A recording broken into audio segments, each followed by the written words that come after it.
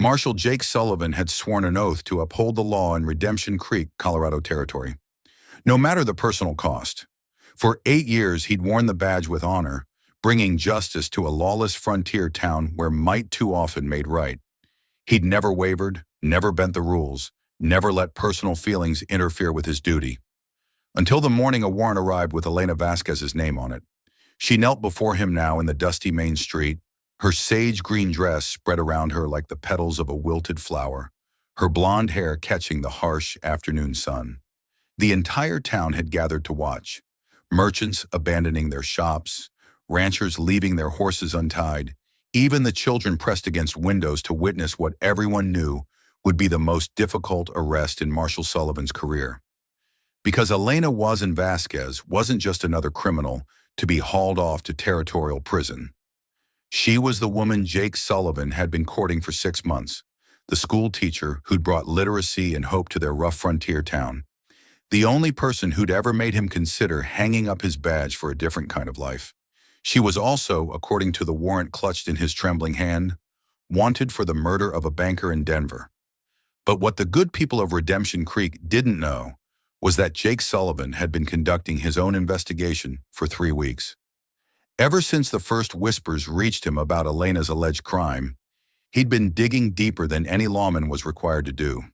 He'd ridden to Denver, questioned witnesses, examined evidence that didn't add up, and what he'd discovered had shaken him to his core. Elena Vasquez was innocent, but proving it would mean defying his sworn duty and risking everything he'd built in 8 years of faithful service. The warrant in his hand demanded her immediate arrest and transport to Denver for trial. The badge on his chest required him to follow orders without question. The crowd watching expected him to do his job, regardless of his personal feelings. But the woman kneeling in the dust before him, looking up at him with eyes full of trust, despite the terror she must be feeling, deserved better than a justice system more concerned with convenience than truth. Jake Sullivan faced the hardest choice of his life: follow the law he'd sworn to uphold, or follow his conscience toward a truth that could destroy his career and reputation. As he knelt beside Elena in the street, his hands gentle on her face while the town held its breath, he realized that sometimes being a good lawman meant being willing to break the rules. What he decided in that moment would either save an innocent woman or make him the most wanted man in the Colorado territory. Because choosing love over law in 1882 wasn't just about personal sacrifice. It was about redefining what justice really meant when the system failed those who needed it most. The jail cell in Redemption Creek had never held anyone Jake Sullivan cared about before. As he turned the heavy iron key and heard the lock click into place, sealing Elena behind bars, he felt something die inside his chest. She sat on the narrow cot with her hands folded in her lap, still wearing the sage green dress that had been dusty from kneeling in the street. Her blonde hair now pulled back in a simple braid that made her look younger than her 28 years. "Jake," she said quietly, her voice steady despite everything that had happened in the past hour. "I need you to know that whatever evidence they have against me, I didn't kill anyone." Jake pulled a chair close to the cell bars, close enough that he could have reached through and touched her hand if protocol allowed it. But Marshal Jake Sullivan had never broken protocol before, and he wasn't going to start now. Not with half the town still gathered outside, waiting to see how he'd handle his first real test of duty versus personal feelings. "Tell me about Denver," he said, pulling out the notebook he used for official interviews. "Tell me about Marcus Holloway." Elena's face went pale at the mention of the dead banker's name. "You know about Marcus. The warrant says you shot him 3 times in his private office on the night of September 15th. Says you were seen fleeing the scene by 2 witnesses.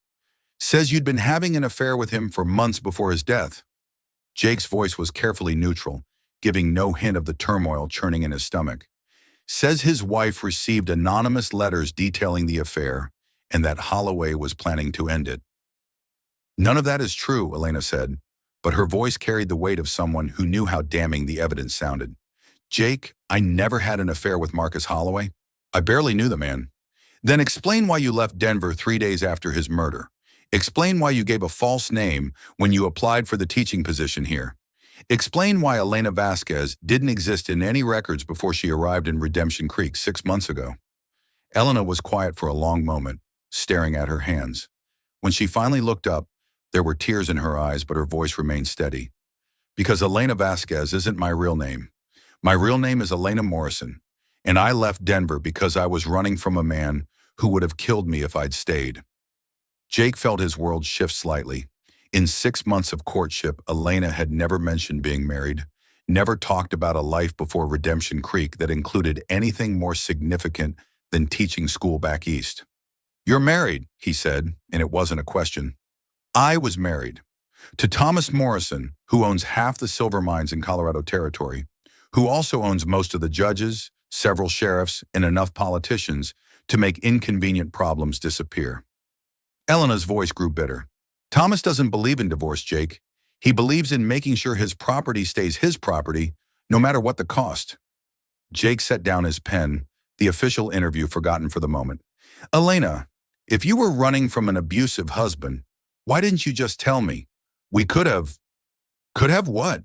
Protected me from a man who has more money and influence than the territorial governor?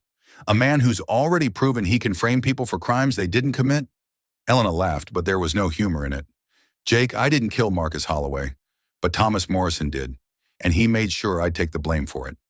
The pieces began clicking together in Jake's mind, forming a picture that made his blood run cold. Holloway was your husband's business partner? More than that. Marcus was the only person who knew the truth about some of Thomas's less legal business dealings. Mining claims that weren't properly filed, or shipments that disappeared from the books. Workers who died in accidents when they started asking too many questions about safety conditions. Elena gripped the bars of her cell, her knuckles white. Marcus had been Thomas's accountant for 10 years before he became a banker. He knew where all the bodies were buried, literally and figuratively. Jake reopened his notebook, but this time he was writing down Elena's words instead of the questions from his official script. So Morrison killed Holloway to keep him quiet and framed you for it to get rid of two problems at once. Thomas knew I'd been talking to Marcus about getting help to leave my marriage safely. Not romantically, just a frightened woman asking an old family friend for advice. But Thomas made it look like an affair, complete with forged love letters and paid witnesses who swore they'd seen us together. Elena's voice cracked slightly. He even arranged for me to be in the right place at the right time on the night Marcus died. Sent me a message saying Marcus needed to see me urgently about helping me escape. When I arrived at the bank, I found Marcus dead and two of Thomas's men waiting to witness my flight from the scene. Jake felt rage building in his chest. Not at Elena, but at the system that would allow a rich man to manipulate evidence and by testimony to destroy an innocent woman's life. Why didn't you go to the authorities in Denver? Tell them what really happened? With what proof? Against Thomas Morrison? Elena shook her head sadly. Jake, half the Denver police force owes their jobs to political appointments Thomas influenced. The territorial judge who issued my arrest warrant plays poker with Thomas every Tuesday night. The prosecutor who's building the case against me borrowed money from Thomas's bank to buy his house. And the two witnesses who saw you fleeing the scene work for Thomas, have worked for him for years. They'd swear I was the devil himself if Thomas paid them enough. Elena leaned back against the wall, looking suddenly exhausted. I ran because staying would have meant a trial I couldn't win, followed by a hanging for a crime I didn't commit. At least running gave me 6 months of freedom, 6 months of feeling like a human being instead of property. Jake closed his notebook and studied Elena's face, looking for any sign of deception. In 8 years of law enforcement, he'd learned to read people, to spot the tells that separated truth from lies. But everything in Elena's expression, her body language, the way she held his gaze without flinching, it all spoke of someone telling the truth, no matter how incredible that truth might sound. Elena, I need you to understand something. Even if everything you're telling me is true, I don't have any proof. No evidence that would hold up in court. No way to prove Thomas Morrison framed you or that the witnesses against you are lying. I know, she said quietly. I've known since the moment I saw that warrant that this was the end of the road. I just hoped. She trailed off, looking out the small barred window toward the street where normal life was continuing. I hoped I'd have more time to teach the children, more time to feel like I belong somewhere, More time to... She looked at him with eyes full of pain and regret. More time to see if what was growing between us was real. Jake stood abruptly, pacing to the far wall of the small jail office. Everything Elena had told him matched the inconsistencies he'd noticed during his unofficial investigation in Denver. The witnesses who'd been too eager to talk, too perfectly prepared with their testimony. The evidence that seemed almost theatrical in how neatly it painted Elena as a jealous lover driven to murder. The complete lack of any physical evidence placing her at the scene beyond the paid testimonies. But knowing someone was innocent and proving it in a court of law were two entirely different things. "Jake," Elena said softly, "I need you to know that I don't blame you for this. You took an oath to uphold the law, and that's what you're doing. You're a good man and a good marshal. Don't let what happens to me change that." Jake turned back to face her, seeing the woman who'd brought joy and purpose to his life, who'd made him think about building something more than just a career in law enforcement. She was telling him it was acceptable to choose duty over conscience, law over love. But as he looked at her, sitting in that cell, facing a death sentence for a crime he knew in his gut she didn't commit, Jake Sullivan realized that being a good marshal might require him to break every rule he'd ever followed. The question was, did he have the courage to throw away 8 years of honorable service to save the woman he loved? And more importantly, could he live with himself if he didn't? Outside, storm clouds were gathering over Redemption Creek, promising a reckoning that would test more than just the weather's fury. Jake Sullivan didn't sleep that night. He sat in his office chair, staring at Elena through the bars of her cell, watching her fitful rest and wondering how many more nights she had left to sleep at all. The warrant on his desk demanded her transport to Denver within 48 hours. In less than 2 days, he'd have to put her on a stagecoach that would carry her to a trial that was nothing more than an elaborate execution, unless he did something about it. The idea had been growing in his mind since their conversation ended, taking root like a weed that refused to be pulled. Jake Sullivan had spent 8 years building a reputation as a lawman who never bent the rules, never showed favoritism, never let personal feelings interfere with his duty. But sitting here in the lamplight, watching the woman he loved prepare to die for another man's crime, he realized that sometimes being a good marshal meant being willing to become a bad one. At 3 in the morning, Jake made his decision. He rose quietly from his chair, moving with the careful stealth he'd learned, tracking outlaws through the Colorado mountains. Elena stirred as his shadow crossed her cell, her eyes opening to find him studying the lock mechanism with the focused intensity of a man planning something dangerous. "Jake?" she whispered, sitting up on the narrow cot. "What are you doing?" He didn't answer immediately.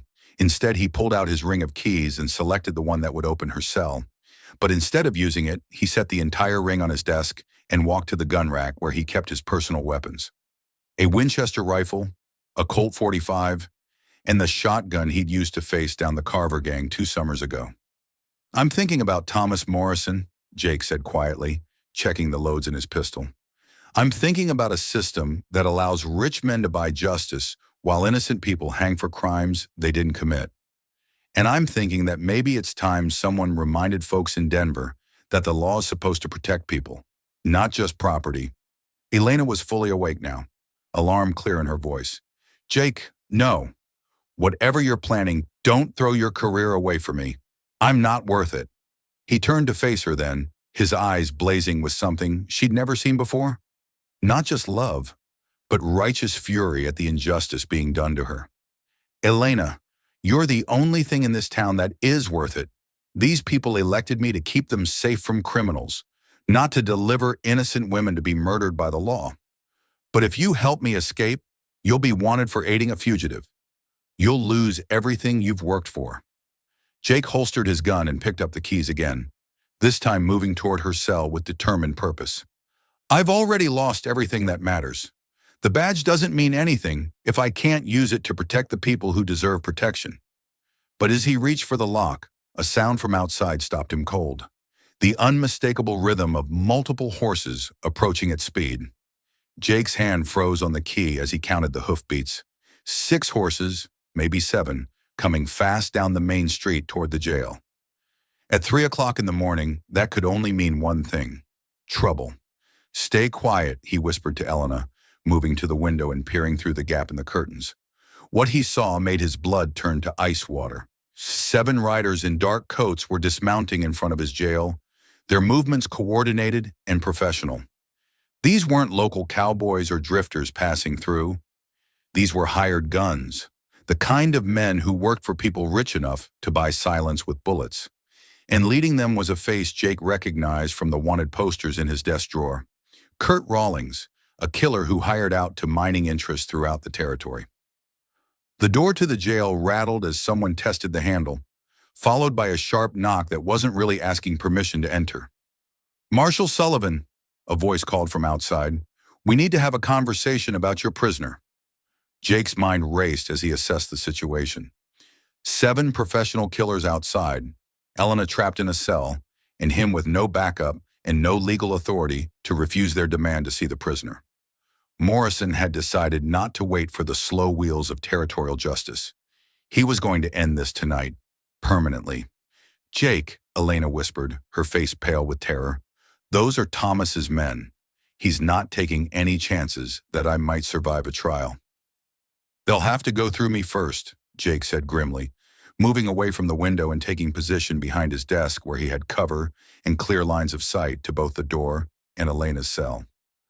The knock came again, more insistent this time. "Marshal, we know you're in there. We just want to talk. Make this easy on everyone." Jake called back, his voice steady despite the adrenaline coursing through his veins. "Come back in the morning with proper paperwork. Visiting hours are over." A different voice answered, one that carried the cold authority of a man used to getting what he wanted. "Marshal Sullivan, my name is Curtis Rawlings. I represent certain business interests in Denver who have concerns about the security of your prisoner. We're not here to cause trouble, but we are here to ensure that Elena Morrison doesn't have the opportunity to spread lies about respectable people."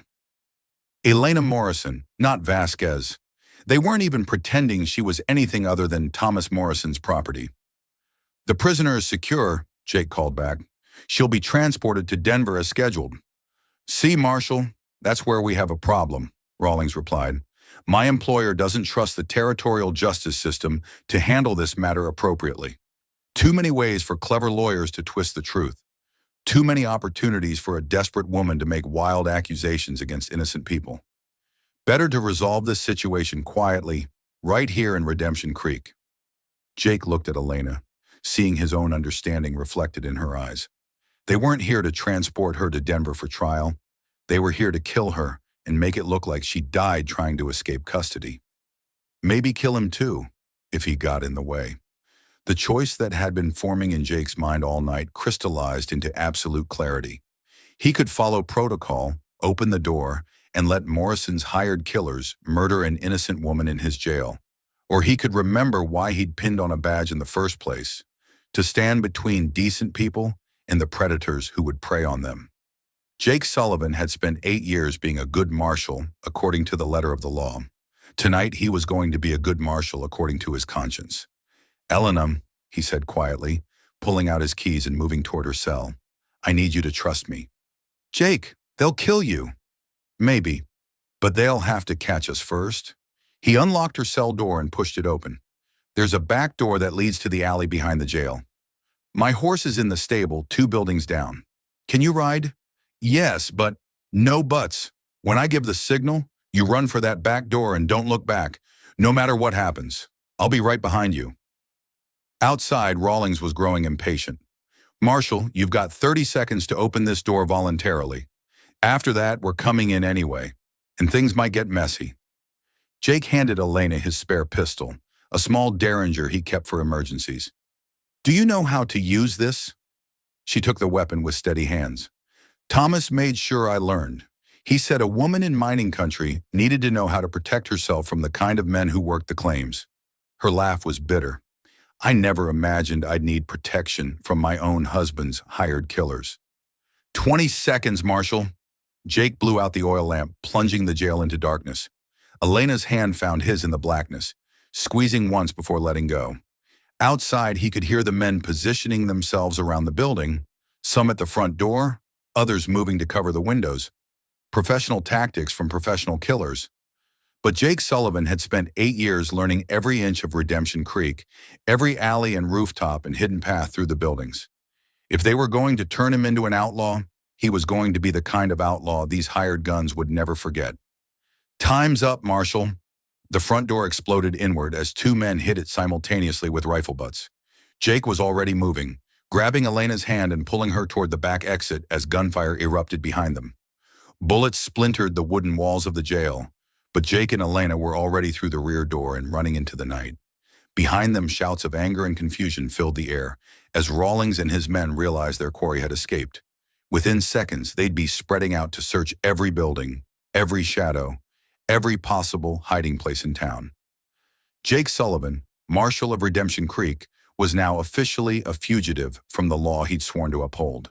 And somehow, running through the darkness with Elena's hand in his, he'd never felt more like he was doing his job properly. The real chase was just beginning. The alley behind the jail reeked of horse manure and rotting vegetables, but to Jake it smelled like freedom. He pressed himself against the back wall of Murphy's General Store, Elena's breathing harsh in his ear as they listened to the chaos erupting from the jail behind them.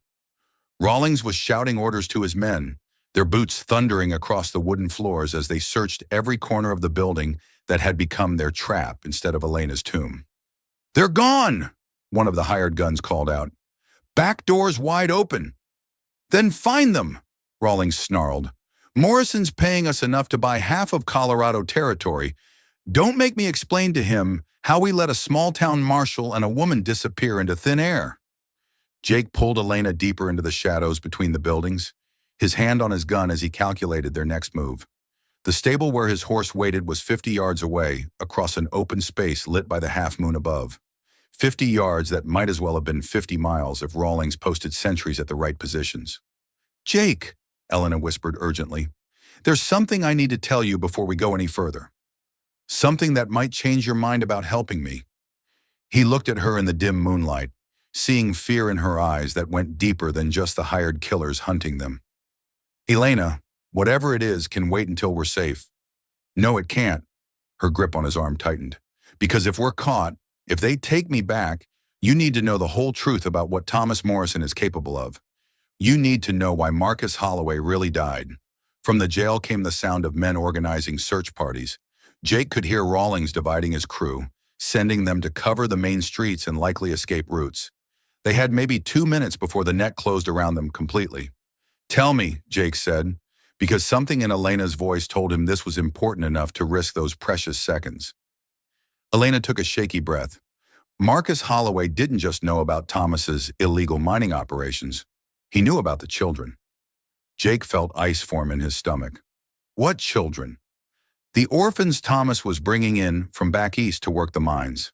12, 13, 14 years old, some even younger. He told people he was providing them opportunities, giving them jobs and education. But he was working them in the most dangerous tunnels for pennies a day, and when they got sick or injured," Elena's voice broke. "When they got sick or injured, they just disappeared." The magnitude of Morrison's evil hit Jake like a physical blow. Child labor was bad enough, but murder? How many? Marcus had records going back 5 years, at least 30 children, maybe more. Thomas has been systematically murdering child workers to keep his labor costs down and avoid having to pay medical expenses. Tears were streaming down Elena's face now. Marcus couldn't live with keeping those records secret anymore. He was going to take them to the territorial authorities, expose everything. That's why Thomas killed him, and that's why he's so desperate to make sure I never make it to trial. Because I know where Marcus hid copies of those records. Jake stared at her, understanding now why Morrison had sent professional killers instead of trusting the legal system. A man who murdered children for profit wouldn't hesitate to kill anyone who threatened to expose him. "Where are the records?" Jake asked. "Hidden in Denver. Marcus gave me a key and told me where to find them if anything happened to him.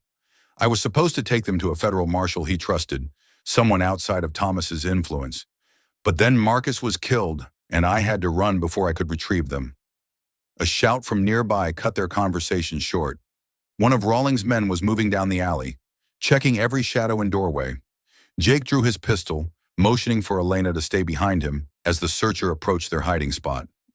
The man was young, probably no older than 25, with the nervous energy of someone trying to prove himself worthy of the money Morrison was paying. He carried his rifle like he knew how to use it, but he moved with the overconfidence of someone who'd never faced a real gunfighter. As the searcher passed their position, Jake stepped out of the shadows behind him. "Looking for someone?" he asked quietly. The young man spun around, trying to bring his rifle to bear, but Jake was already moving. The butt of his Colt connected with the side of the man's head with a solid thunk, and the would-be killer crumpled to the ground without a sound. "Is he?" Elena started to ask. "Just sleeping," Jake assured her, already stripping the unconscious man of his rifle and ammunition. "But he won't be out long. We need to move." They crept through the maze of alleys and back lots that Jake knew as well as his own reflection. Past the blacksmith shop where old Henrik kept his forge burning late into the night, around the back of the saloon where he'd broken up countless fights, through the gap between buildings that only locals knew existed. Every step took them further from the jail and closer to the stable where salvation waited in the form of Jake's reliable bay gelding. But as they approached the stable, Jake's heart sank. Two of Rawlings' men were already there, rifles ready, obviously having had the same thought about where fugitives might try to steal horses. The stable was a trap now, just like everything else in town. "They're everywhere," Elena whispered, peering around the corner of the last building between them and their escape route. Jake studied the situation, his mind racing through alternatives. They needed horses, needed to get out of Redemption Creek before Rawlings could organize a proper manhunt with the help of the townspeople. But every obvious route was already blocked by professional killers who knew their business. Then he remembered something that made him smile grimly in the darkness. "Elena, how do you feel about stealing from the church?" She looked at him as if he'd lost his mind. "What?" "Reverend Patterson keeps his buggy horse in a shed behind the church. It's not much of a mount, but it's transportation, and it's the one place in town these killers won't think to check first." Jake was already moving, leading her through another series of back alleys toward the white-painted church at the edge of town. Professional gun hands tend to avoid holy ground when they're conducting unholy business. The church sat on a small rise overlooking Redemption Creek's main street, its steeple pointing toward stars that seemed to mock the violence playing out below. Behind it, a small shed housed Reverend Patterson's elderly mare, a gentle creature named Grace, who'd carried the preacher on his rounds to outlying homesteads for the better part of a decade. "She's not exactly a war horse," Jake admitted as he quickly saddled the mare, "but she's quiet and she knows the mountain trails better than most horses half her age." Elena ran her hands along Grace's neck, and the old mare nickered softly in response. "She'll do fine. Thomas's men will be looking for a marshal's horse, not a preacher's buggy nag." As Jake finished with the saddle, Elena suddenly grabbed his arm. "Jake, wait! Before we leave town, there's something else. Marcus didn't just hide those records in Denver. He sent copies to someone here in Redemption Creek, someone he trusted to keep them safe until the right time came to use them." Jake stared at her. "Who?" "I don't know. He never told me. He just said that if anything happened to him, I should find someone in this town who knew the difference between law and justice and tell them about the children." Elena's eyes searched his face. "I think he might have meant you, Jake.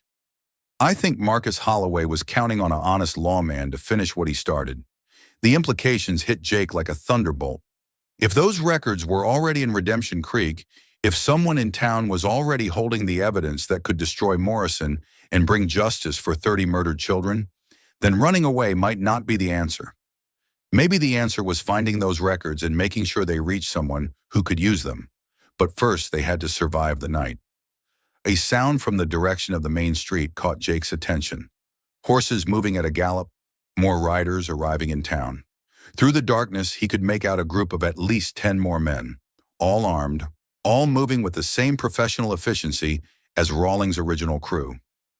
"Morrison must have sent every gun hand in Colorado territory," Jake muttered, helping Elena mount behind him on Grace's broad back. "He's not taking any chances." As they prepared to ride out, Elena's arms tightened around his waist. "Jake, I need you to know something. Whatever happens next, these past 6 months in Redemption Creek have been the happiest of my life. For the first time since I married Thomas, I felt like a person instead of just property. You gave me that. Jake reached back to squeeze her hand. Then we're going to make sure you keep feeling that way. Thomas Morrison has taken enough from you, Elena.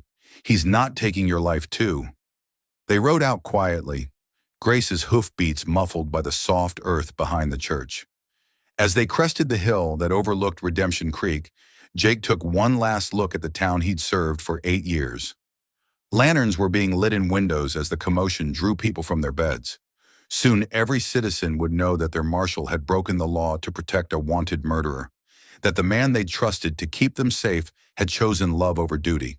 But looking down at the chaos Rawlings' men were creating as they searched every building, every hiding place, every shadow in town, Jake realized something important. He wasn't betraying the people of Redemption Creek by helping Elena escape.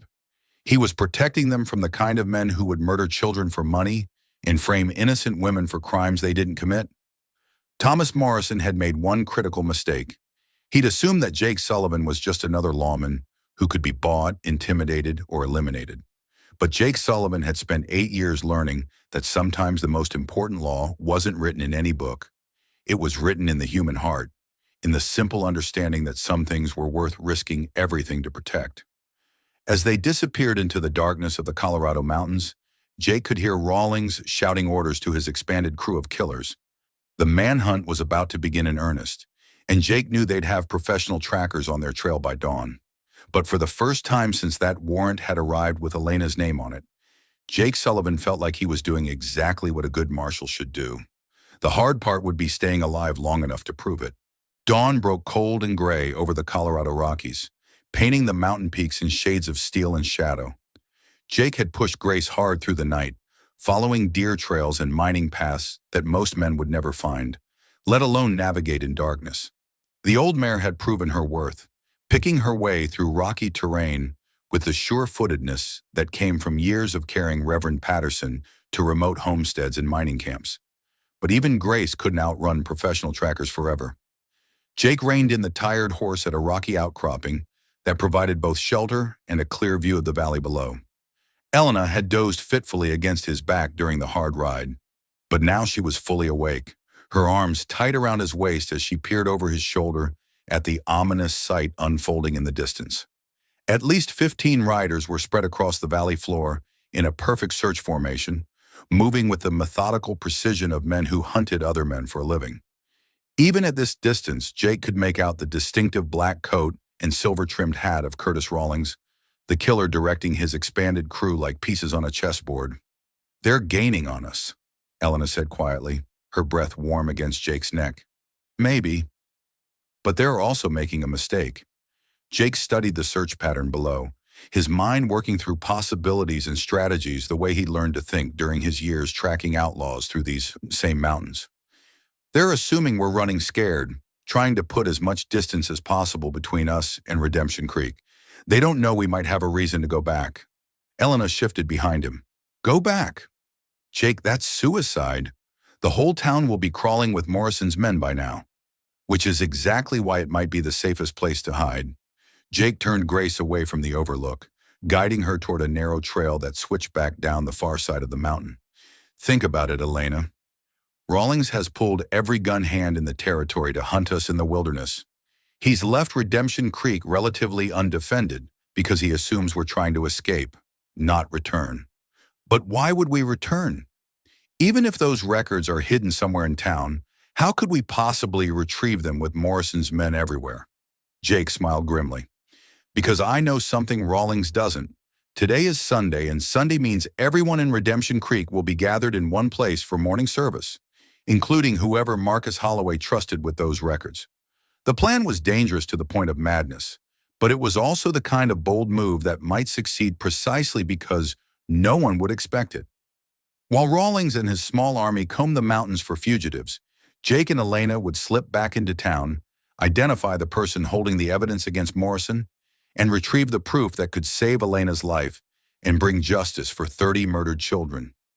As they rode, Elena told him more about the records Marcus had kept, detailed lists of children brought from Eastern orphanages, their ages and names, the dates they'd arrived at Morrison's mines, and the dates they'd simply vanished from the payroll. More horrifying still were Marcus's notes about the methods Morrison used to dispose of inconvenient witnesses. Mine cave-ins that weren't accidental. Workers who fell into smelting furnaces during accidents that happened when no other witnesses were present. A systematic campaign of murder that had been going on for years under the cover of legitimate business operations.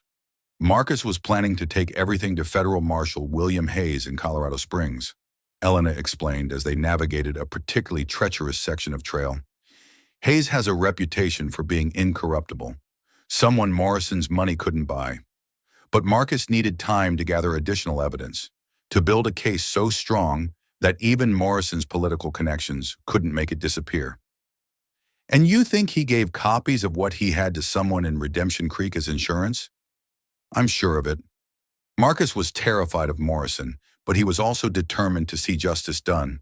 He wouldn't have put all his evidence in one place where it could be stolen or destroyed. Elena was quiet for a moment. Jake, there's something else. Something I should have told you before we left town. Jake felt his stomach clench. More secrets, more complications in a situation that was already impossibly complex. What is it?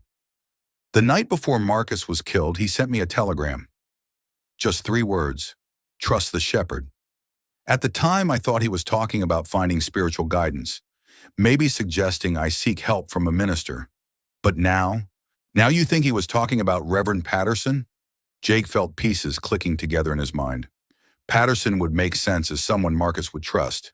The Reverend knows everyone in town, keeps confidences like a priest, and he's one of the few people in Redemption Creek who doesn't owe his livelihood to mining interests.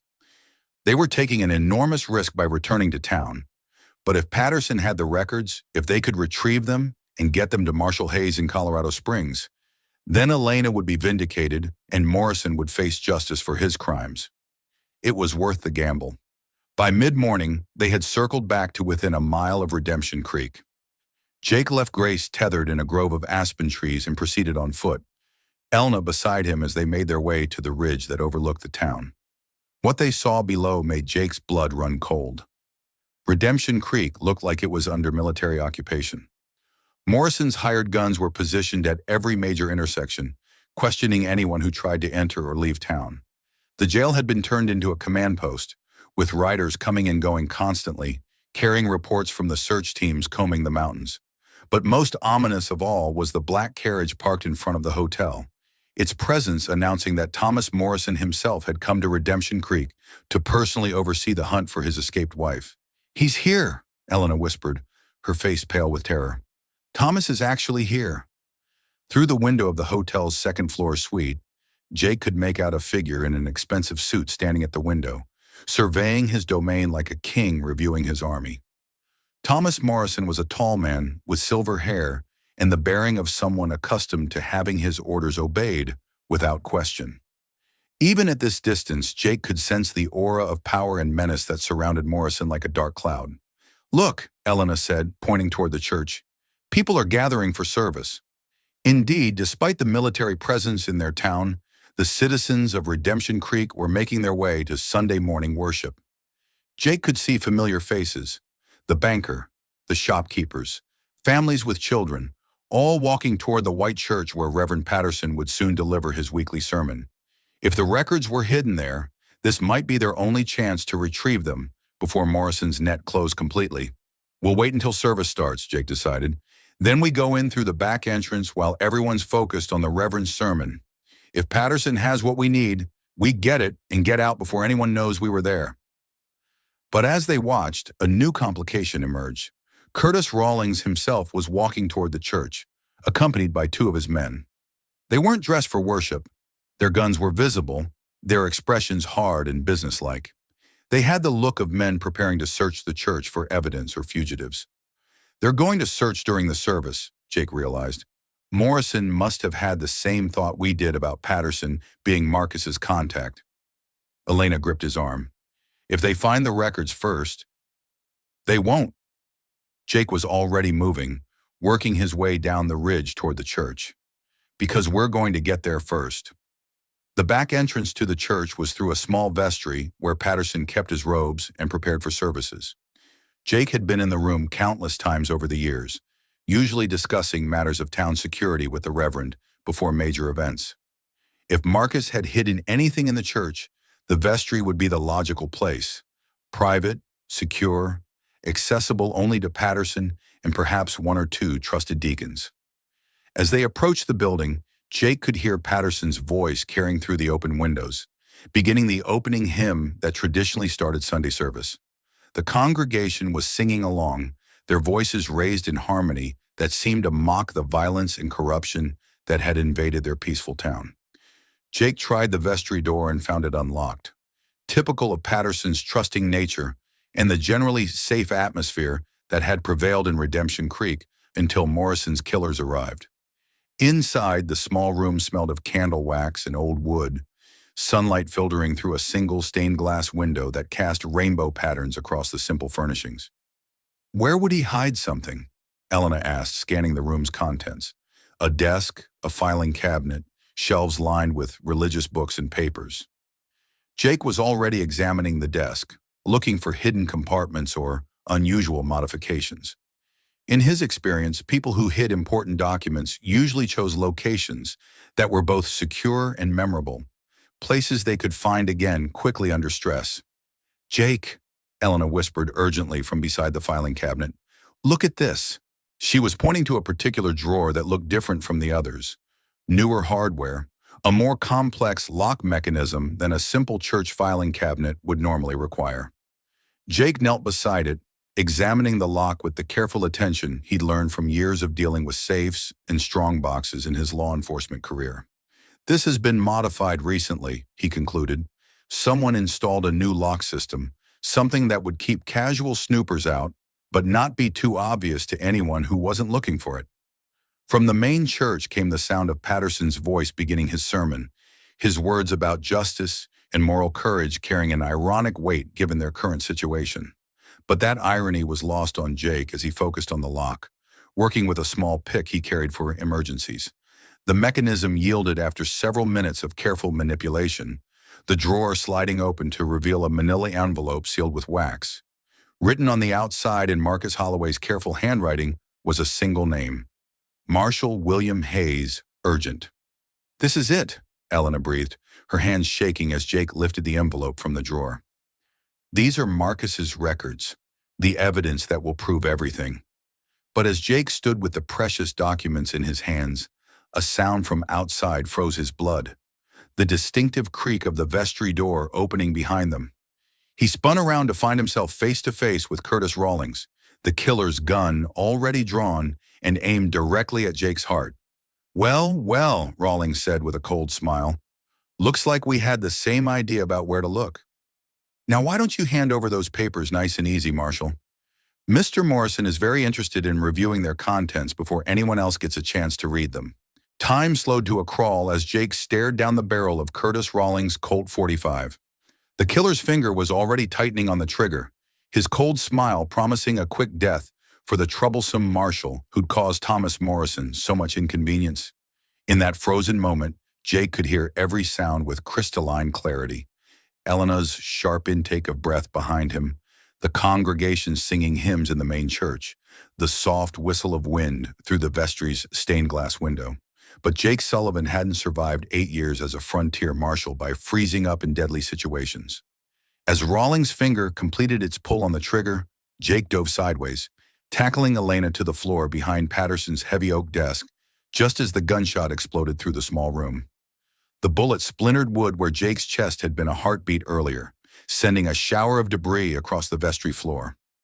The envelope containing Marcus's evidence scattered from Jake's hands, its precious contents spilling across the wooden floor as Jake rolled behind the desk, drawing his own weapon with practiced speed.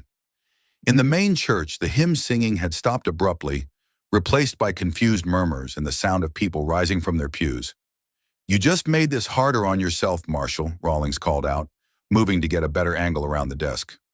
"Mr. Morrison doesn't like complications, and you're becoming a very expensive complication." Jake risked a quick glance around the desk's edge, spotting Rawlings advancing with his gun raised, ready to finish what he'd started. But the killer had made a crucial mistake. He was so focused on Jake that he'd temporarily forgotten about Elena, who was gathering up the scattered documents with desperate efficiency. "Elena," Jake whispered urgently, "when I move, you run for the side door. Get to the horses and ride for Colorado Springs. Find Marshal Hayes." "I'm not leaving you," she hissed back, clutching the papers to her chest. "You have to. Those records are the only thing that can stop Morrison. They're more important than my life, more important than yours. 30 dead children deserve justice." Before Elena could argue further, Jake made his move. He erupted from behind the desk, firing 3 rapid shots that forced Rawlings to dive for cover behind the filing cabinet. In that moment of confusion, Elena bolted for the side door, the envelope pressed against her body like a shield. But she never made it to the exit. The door burst open to reveal 2 more of Morrison's men, their guns drawn and ready. Elena skidded to a halt, trapped between them and Rawlings, her face pale with the realization that they'd walked into a perfectly orchestrated trap. "Thought we might have company in here," one of the newcomers said with a cruel grin. "Mr. Morrison's been real interested in meeting his wife's new protector." From the main church came the sound of Reverend Patterson's voice, raised in alarm as he tried to calm his frightened congregation. "Please, everyone remain seated. I'm sure this is just a misunderstanding that can be resolved peacefully." Jake knew they had maybe 30 seconds before Morrison's men started using the congregation as hostages to force his surrender. Innocent people, families, children, elderly parishioners who'd never done anything worse than miss a Sunday service, would pay the price for his decision to help Elena. "Marshal Sullivan," Rawlings called out, emboldened now that he had backup. "You're outnumbered and outgunned. Surrender now and maybe we can work something out. Keep fighting and a lot of innocent people are going to get hurt." Jake looked at Elena, seeing his own desperation reflected in her eyes. They both knew Rawlings was lying. Morrison couldn't afford to leave any witnesses alive, especially not a federal marshal who'd seen evidence of systematic child murder. The only question was how many innocents would die alongside them. That's when Jake heard something that changed everything. The distinctive sound of multiple riders approaching the church at full gallop. Through the vestry window, he caught a glimpse of blue uniforms and federal badges. Marshal William Hayes himself, arriving with what looked like a full company of federal officers. Elena had seen them too, her eyes widening with sudden hope. But Rawlings and his men were still focused on the standoff inside the vestry, unaware that their entire operation was about to collapse around them. Jake made the hardest decision of his career as a lawman. Instead of continuing the gunfight, he holstered his weapon and stepped out from behind the desk with his hands raised. "You're right, Rawlings. I surrender." The killer's eyes narrowed suspiciously. "Smart choice, Marshal. Now tell your lady friend to hand over those papers." "Elena," Jake said quietly, his voice carrying a meaning only she would understand. "Give him the documents." "It's over." Elena stared at him as if he'd lost his mind, but something in his expression must have convinced her to trust his judgment. With trembling hands, she extended the envelope toward Rawlings. "That's more like it," the killer said, reaching for the evidence that would seal Elena's death sentence and bury the truth about Morrison's crimes forever. But as his fingers closed around the envelope, Jake smiled. "You might want to look outside, Rawlings." The killer's eyes flicked toward the window, and his face went white as he saw the federal officers surrounding the church, their rifles aimed at every exit. Marshal Hayes himself was striding toward the front entrance, his badge gleaming in the morning sunlight. "How did you—" Rawlings started to ask. "Telegraph," Jake said simply. "Sent to Marshal Hayes 3 days ago, right after I started investigating Elena's case. Told him about Morrison, about the inconsistencies in the evidence, about everything that didn't add up. Hayes has been gathering his own evidence ever since, waiting for the right moment to move against Morrison and his network." Elena stared at Jake in amazement. "You've been planning this all along?" "Not all of it. But I knew from the beginning that this was bigger than just a murder charge against you. Men like Morrison don't frame innocent women unless they're protecting something much worse." Jake kept his hands raised, but his voice carried the authority of a lawman who just checkmated his opponent. "I also knew that eventually Morrison would make a mistake, get desperate enough to show his hand. Sending hired killers to murder a prisoner in federal custody was exactly the kind of mistake Hayes needed to justify a full investigation. The sound of boots on wooden floors announced the arrival of federal officers in the main church. Hayes's voice could be heard giving orders, deploying his men to secure the building and arrest anyone carrying unauthorized weapons.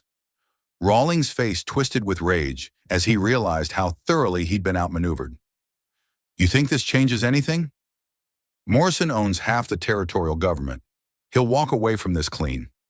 "Maybe," Jake admitted, "but he won't walk away from 30 counts of child murder, and he won't walk away from the testimony of every federal witness Hayes has been gathering for the past week." The vestry door opened to admit Marshal Hayes himself, a tall man with graying temples and the bearing of someone who'd spent decades bringing justice to the lawless frontier. Behind him came 2 federal deputies, their weapons drawn and ready. "Marshal Sullivan," Hayes said with a nod of professional respect, "I received your telegraph about the Morrison situation. Quite an interesting case you've uncovered here." Jake finally lowered his hands. "Marshal Hayes, I'd like you to meet Elena Morrison, the key witness in what I believe is the largest case of systematic murder in territorial history." Elena stepped forward, clutching the envelope containing Marcus's records. "Marshal, my husband Thomas Morrison has been murdering children for years, covering up his crimes through bribery and intimidation. These documents contain proof of at least 30 deaths, maybe more." Hayes took the envelope with the reverence due to evidence that could bring down one of Colorado Territory's most powerful men. "Mrs. Morrison, I want you to know that you're now under federal protection. Mr. Morrison will not be able to harm you or anyone else ever again." As if summoned by the mention of his name, Thomas Morrison himself appeared in the doorway, flanked by 2 more federal deputies who had him firmly in custody. Morrison was still dressed in his expensive suit, but his silver hair was disheveled and his face was flushed with the rage of a man unaccustomed to being thwarted. "Elena," he said, his voice carrying the same cold authority that had terrorized her for years, "I see you've been telling stories again. You always were prone to flights of imagination, but Elena Morrison was no longer the frightened woman who'd fled Denver 6 months ago." Standing beside Jake, surrounded by federal officers who would protect her rights instead of Morrison's interests, she faced her husband with a strength that surprised even herself. "They're not stories, Thomas. They're federal crimes, and every one of those murdered children is going to have justice, no matter how much money you have or how many politicians you think you own." Morrison's cold smile never wavered. "We'll see about that. I've beaten worse charges than this with better evidence against me." Marshal Hayes stepped forward, his voice carrying the full weight of federal authority. "Mr. Morrison, you're under arrest for conspiracy to commit murder, racketeering, bribery of federal officials, and the murders of approximately 30 children in your mining operations. You have the right to remain silent, though I suspect your lawyers will have plenty to say at your trial." As the federal deputies led Morrison away in shackles, Jake felt a weight lifting from his shoulders that he'd been carrying since the day Elena's warrant arrived in Redemption Creek. Justice wasn't just about following orders or enforcing laws written in books. Sometimes it was about standing up for people who had no one else to stand for them, even when doing so meant risking everything you'd worked to build. Elena slipped her hand into his as they watched Morrison disappear into the federal custody that would ensure he never hurt another child again. "Jake, I need you to know something. Whatever happens next, however this all ends, you saved more than just my life. You saved every child who might have been Thomas's next victim." Jake squeezed her hand gently. "We saved them, Elena. All of us. You, Marcus, Hayes, even Reverend Patterson, who kept those records safe. Justice isn't a one-person job." Outside, the people of Redemption Creek were finally free to leave their church, emerging into a world where their marshal had proven that sometimes breaking the law was the most lawful thing a peace officer could do. The real work of healing was just beginning, but for the first time in months, both Jake and Elena could see a future that didn't end in violence or judicial murder. It was, Jake thought, exactly what being a good marshal was supposed to feel like.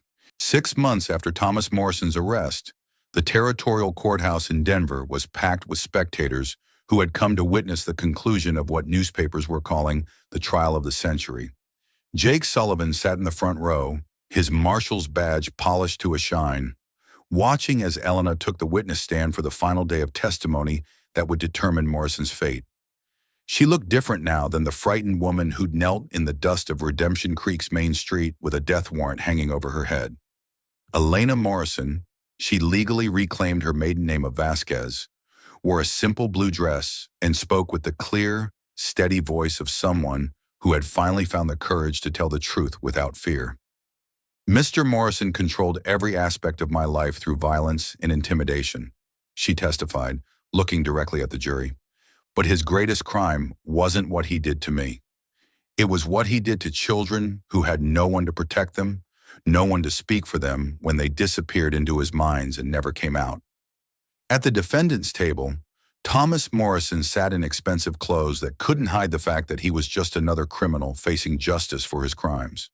His team of high-priced lawyers had spent weeks trying to discredit Elena's testimony, to paint Marcus Holloway's meticulously kept records as fabrications, to convince the jury that Morrison was the victim of a conspiracy by disgruntled business rivals.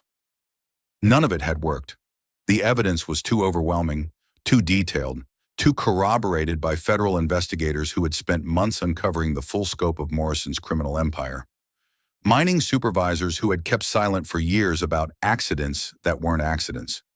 Foremen who testified about being ordered to dispose of children's bodies in abandoned mine shafts. Accountants who had falsified payroll records to hide the systematic murder of underage workers. But perhaps the most damning evidence had come from Morrison himself. Federal agents searching his Denver mansion had found a private safe containing detailed records of every bribe he'd paid, every official he'd corrupted, every witness he'd silenced. Morrison's obsessive need to document his power had become the instrument of his destruction. As Elena finished her testimony and stepped down from the witness stand, Jake felt a hand on his shoulder. He turned to find Marshal William Hayes settling into the seat beside him, the federal officer's face showing the satisfaction of a lawman who had seen justice served. "Hell of a thing you did in Redemption Creek," Hayes said quietly. "Takes real courage to throw away 8 years of perfect service record to save an innocent woman." Jake shrugged. Wasn't throwing it away. Was finally figuring out what it was supposed to be used for. The jury deliberated for less than 2 hours before returning with their verdict. Thomas Morrison, once one of the most powerful men in Colorado Territory, was found guilty on all 37 counts of murder, plus additional charges of racketeering, bribery, and conspiracy. The judge sentenced him to hang, a fate that Morrison met with the same cold arrogance he'd shown throughout the trial. But for Jake, the real victory wasn't Morrison's conviction. It was watching Elena walk out of that courthouse, a free woman, her head held high, ready to begin the life that had been stolen from her for so many years. They were married 3 weeks later in the same church where they'd retrieved Marcus Holloway's evidence, with Reverend Patterson performing the ceremony before a congregation that included half the population of Redemption Creek. Elena wore her mother's wedding dress, altered to fit her by the town seamstress, and Jake wore his best suit with his Marshal's badge pinned proudly to the lapel.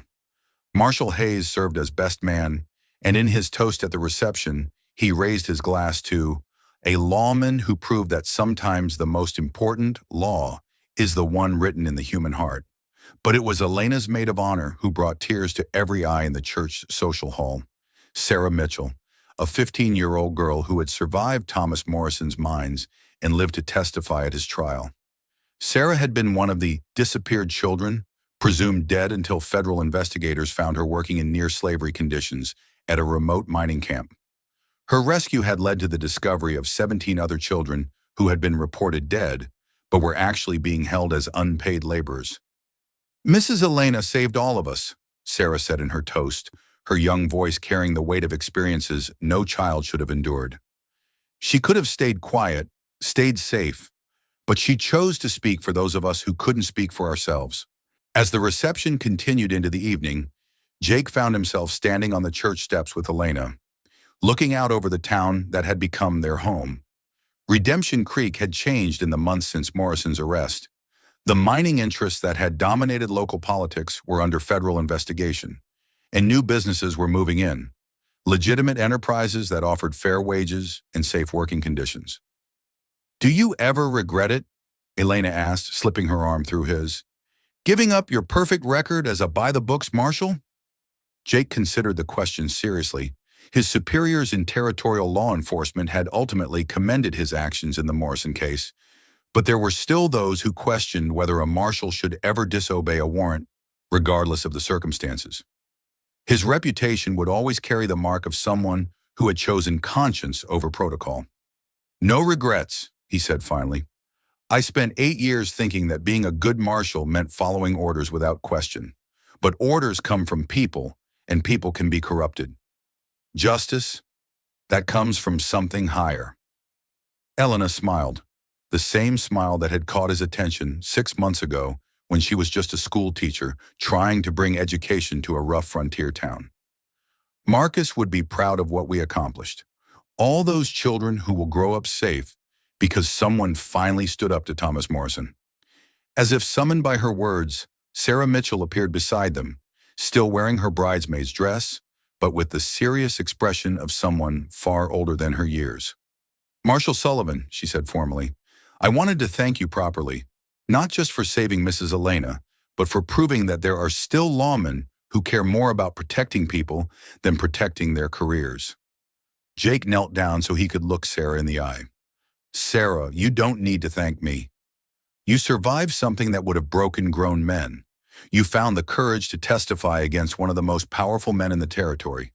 That took more bravery than anything I did. Maybe, Sarah said with a small smile, but you gave me the chance to use that bravery. That's worth everything. As the young girl rejoined the celebration inside, Jake and Elena remained on the church steps, watching the sun set over the Colorado mountains.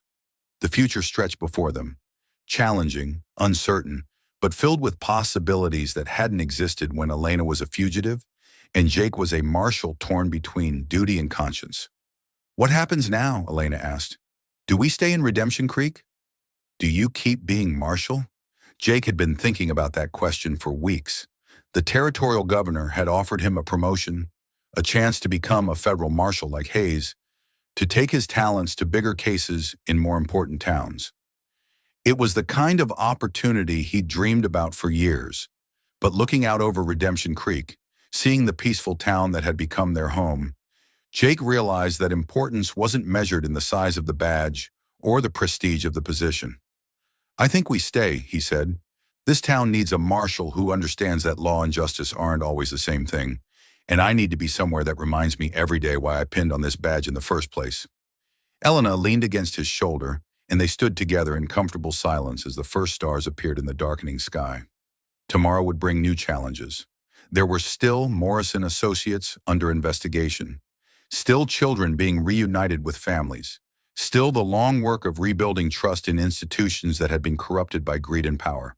But tonight was for celebrating the victory of justice over law, of conscience over protocol, of love over fear.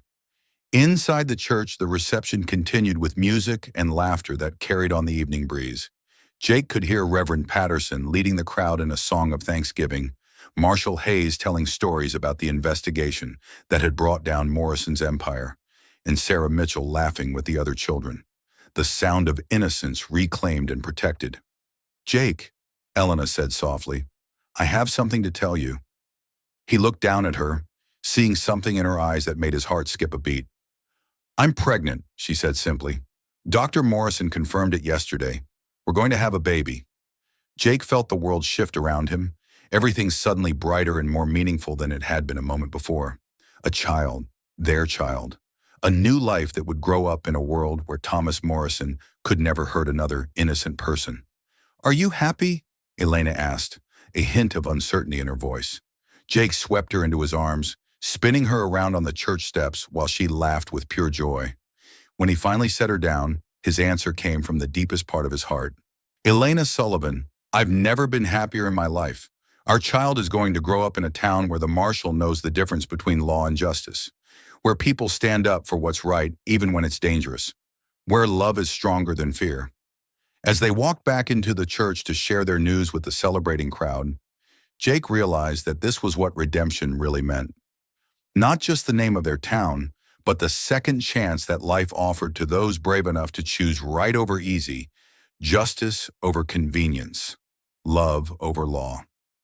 The badge on his chest caught the lamplight as they entered the church, but it no longer felt like a burden or a symbol of rigid authority.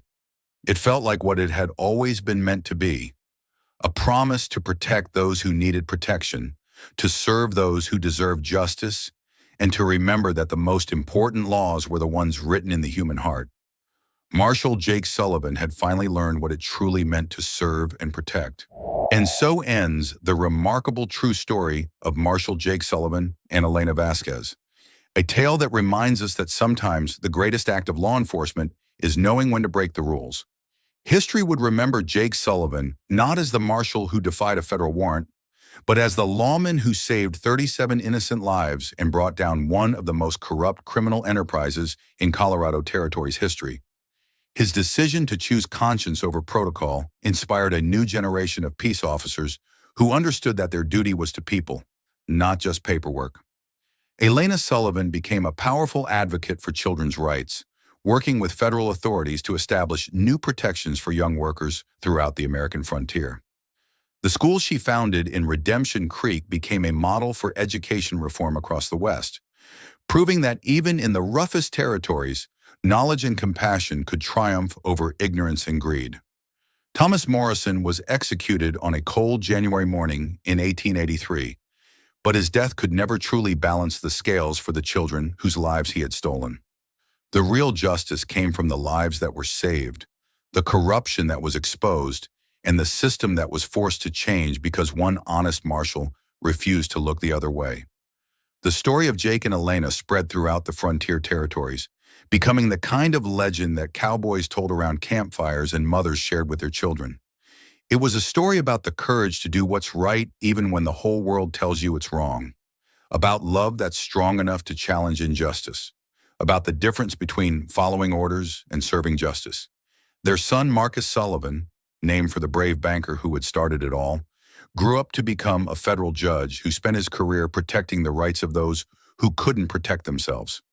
He often said that his greatest inheritance wasn't money or property, but the example his parents had set of choosing love over law, justice over convenience, and courage over fear. Redemption Creek still stands today, a thriving town where the marshal's office bears a bronze plaque commemorating Jake Sullivan's service. The inscription reads simply, "He served justice, not just the law." But perhaps the most fitting memorial to their story is found in the church where Jake and Elena were married, where Marcus Holloway's evidence was hidden, where justice finally caught up with Thomas Morrison's evil. In the stained glass window behind the altar, added by the congregation in 1884, an image shows a marshal's badge surrounded by the faces of children, a reminder that true law enforcement means protecting the innocent, no matter the cost. This is the legacy of the Wild West. Not just gunfights and gold rushes, but ordinary people who chose to do extraordinary things when faced with impossible choices. Stories of love conquering hate, justice overcoming corruption, and hope prevailing against all odds. If this story moved you, remember that history is filled with unsung heroes who chose conscience over convenience, who stood up for what was right even when it meant losing everything. Their courage lives on in every person who refuses to stay silent in the face of injustice. The frontier may be gone, but the choice between law and justice, between fear and love, between right and wrong, that choice remains as relevant today as it was in Jake Sullivan's time. Because sometimes the most important badge a person can wear isn't made of metal, it's made of moral courage. Don't forget to subscribe to Wild West Stories for more incredible tales from America's frontier. Like this video if Jake and Elena's story touched your heart. Comment below. What would you have done in Jake's position? Law or justice? Thank you for joining us on this journey through the untamed heart of the American West, where love was stronger than law and justice was worth any sacrifice.